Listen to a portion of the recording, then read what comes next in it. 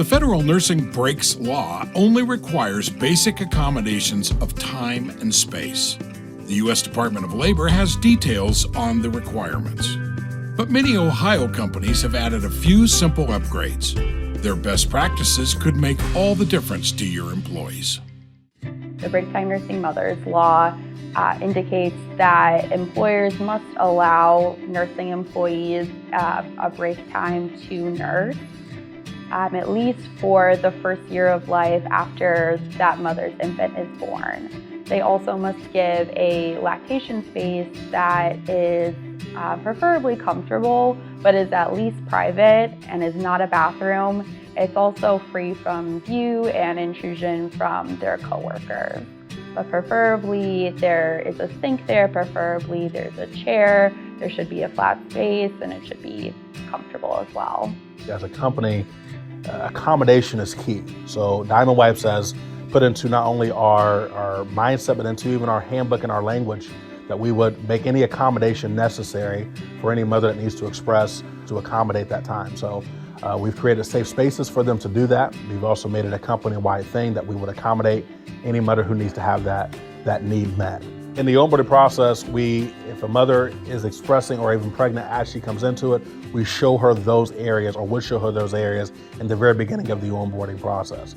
And that'll be part of the orientation. And then answering any questions and maybe establish the schedule then during the onboarding process so there's a clear expectation going forward before our first day of work. There were so many things that I didn't realize the impact that my job actually had on people. So part of my role is communications and making sure people know about our lactation accommodations and updating the website. And I didn't realize the impact that I had prior to having to use that information. My job takes me all around campus. So I have used at least a dozen lactation spaces out of our almost 80 lactation rooms across all of Ohio State. But I have been the person who had to go to the website and had to find where to go and had to figure out, okay, do I need to get on a schedule there? How do I get a key? Where do I store my milk? What do I need to bring with me? So just, you do it and you think you're doing everything that is the right thing to do, and then you experience it and then you see the impact of what you've done. So we are all about removing barriers to employment. And so in our culture, we just wanted to make sure that it was something that we could support. And after the HR department created the policy, then we had virtual training with all of our supervisors.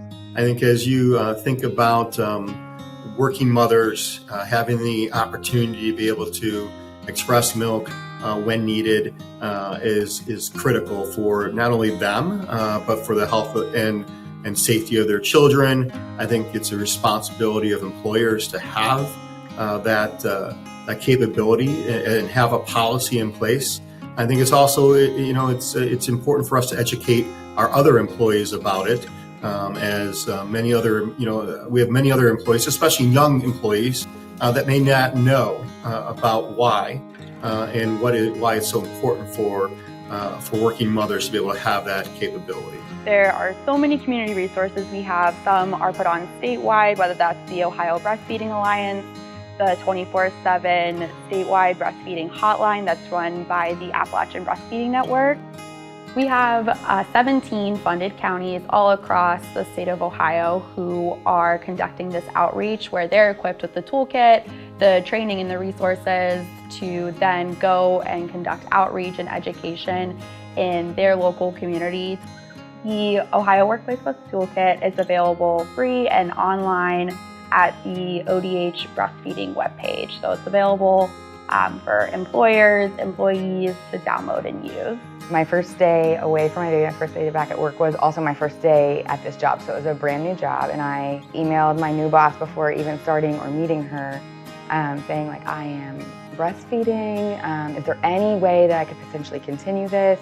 And she immediately, within 5 minutes, sent me an email that said, it started off "Dear Molly, we support your breastfeeding goals." And it was here are the list of all of the lactation rooms available at Ohio State. Here's our policy for lactation. Please let us know when you normally feed your baby. I have CC'd your office manager, and I've built these already into your schedule. And I cried. You want to be the best employee you can be, but you want to be the best mom you can be.